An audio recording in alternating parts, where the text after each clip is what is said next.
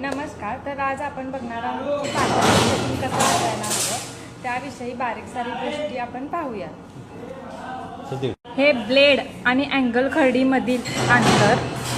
Angle खर्डीला blade एकदम touch होऊन जायला पाहिजे. त्यात केसा इतकंही अंतर नसावं तरच आपली वैरण व्यवस्थित कट होते आणि व्यवस्थित वैरण कट होते. हां, आणि हे अंतर असं असायला पाहिजे ज्याच्यामुळं आपली वैरण आल्यावर लगेच कट होते. जर यामध्ये डिस्टन्स असेल तर ती वैरण पूर्ण गुंडाळते चाकामध्ये. हां, आणि ही पात्याची 6 सेटिंगची नट आहेत. जसं जसं पातं लूज होईल तसं तसं ही सेटिंगची नटं आवळायची, म्हणजे पात्याला जोर लागतो आणि पातं परत इथं अँगल खर्डीला टच होते. Thank you for watching.